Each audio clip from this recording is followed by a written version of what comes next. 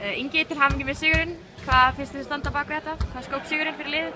Mér finnst bara hvað allir leikmenn komu tilbúinir og við bara vorum að fá stig og öllum áttum. Skiptum hann vörn í stöðunni 10-8 og þær áttum bara erfiðleika með það og ég var bara virkilega ánægður með fæslurnar í þeirri vörn og við bara, já, við vorum á góðum skoti í dag. Eitthvað sérstakt atvik í leiknum sem situr eftir?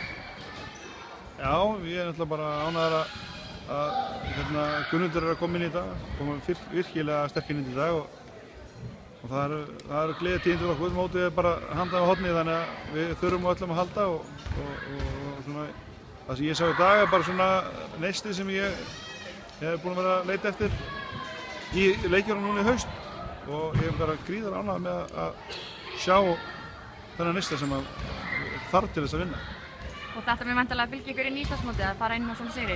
Já, við höfum Hamar í fyrstu umferðinni og þetta byrjar hratt og mótið er skemmtilegt, þannig að við vitum lítið Hamarslið, ég hef ekki séð það, þannig að við erum að reyna blind í sjóinn og hérna við ætlum að byrja mótið með sigri, það er klárt. Takk fyrir þetta, gangi ykkur vel.